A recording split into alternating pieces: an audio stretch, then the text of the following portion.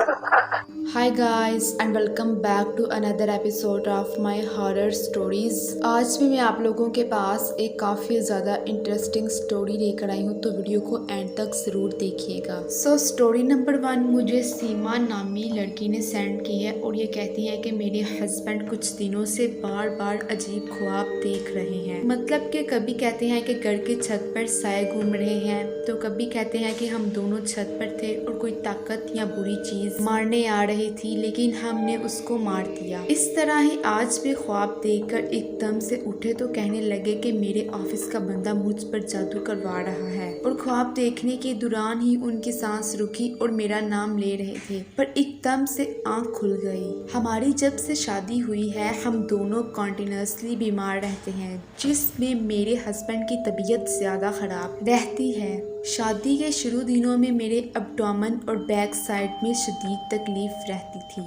और हर डॉक्टर को दिखाया, लेकिन किसी को वजह समझ नहीं आई। इस तरह मेरे हस्बैंड के स्टमक में पेन शुरू हुआ और हर वक्त रहने लगा। खाना पीना बहुत कम हो गया, उनका कुछ खाने को दिल नहीं करता और अब तक यही है, वरना वो खाने के बहुत शौकीन थे और उनको बैठने में भी अजीब सी तकलीफ रहती। हमने बहुत से डॉक्टर्स को दिखाया, लेकिन हमारी सारी रिपोर्ट्स क्लियर थी। जब हमें डॉक्टर्स की तरफ से भी कोई अच्छा रिस्पांस ना मिला तो हमने सोचा कि हम कुछ रूहानी इलाज करवा लेते हैं। जब हम रूहानी इलाज करवाने के लिए गए तो उन्होंने बताया कि मुझ पर नजर बद का और मेरे हस्बैंड पर जादू किया गया है। अच्छा हुआ कुछ यूं कि कुछ मंथ्स पहले मेरे हस्बैंड को ये तकलीफ थी, तो उसी टाइम उनके मैनेजर ने रिजाइन दे दिया और 90% पॉसिबिलिटी यही थी कि मेरे हस्बैंड को मैनेजर की जॉब मिल जाती, मगर उस काले जादू की वजह से मेरे हस्बैंड के साथ बॉस का बिहेवियर काफ़ी ज़्यादा रूड हो चुका था। वो मेरे हस्बैंड पर काफ़ी ज़्यादा गुस्सा करता था।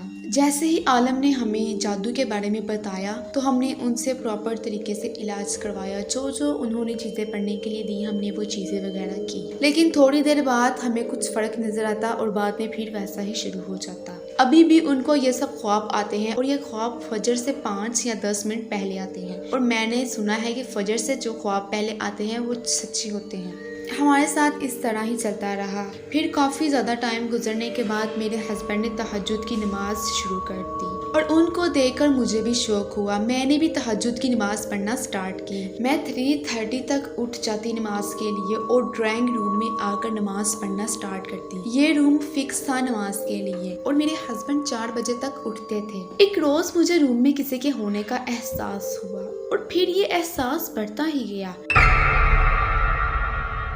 लोगों की बात करने की आवाज़ आने लगी। मैंने अपने हस्बैंड से कहा कि मेरे साथ नमाज पढ़ा करे ताकि मुझे डर ना लगे। मेरे हस्बैंड उसी रूम में आकर लेट जाते, मगर वो आवाज़ें आती रहती, लेकिन हस्बैंड की मौजूदगी की वजह से मेरा डर काफ़ी हद तक कम हो गया था। एक दिन मैंने हस्बैंड को नमाज के लिए उठाया तो वो सुस्ती से कहने लगे, आज सुबह से कुछ आराम करने का मौका मिला है, फिर पता नहीं कब आएगी। मैं ड्राइंग रूम में आई, तहज्जुद की नमाज स्टार्ट की। आज कोई आवाज़ नहीं आई किसी के और ना ही किसी के होने का एहसास हुआ। दिन में असर के बाद हस्बैंड की डेथ हो गई हार्ट अटैक से और मुझे सदमे से ब्रेन हेमोरेज हो गया।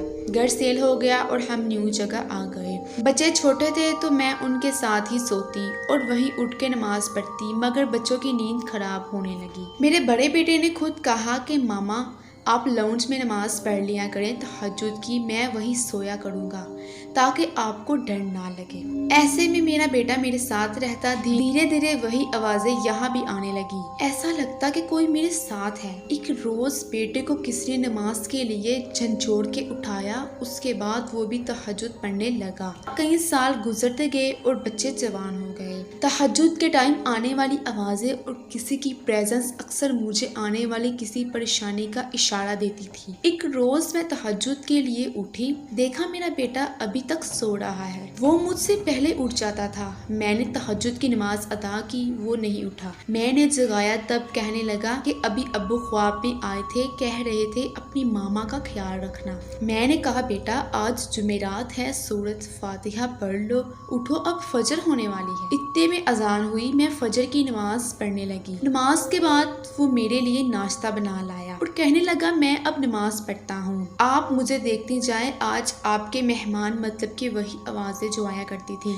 भी नहीं आएंगे, आप बस देखती जाएं। उस दिन मगरिब की नमाज के दौरान हार्ट अटैक से मेरे बेटे की डेथ हो गई और आज भी मैं तहज्जुद पढ़ती हूँ मगर वो आवाज़ें अब नहीं आती। वो आवाज़ें ऐसे होती थी जैसे कोई आपस में बातें कर रहा हो, कभी लगता कोई तिलावत कर रहा है। तो ये थी आज की एक हॉरर स्टोरी, ये ट्रू बेस्ड रियलिटी स्टोरी है। आई होप कि आप लोगों को आज की स्टोरी पसंद आई हो। अगर आप लोगों को स्टोरी पसंद आई हो तो make sure subscribe and like my channel. Thanks for watching.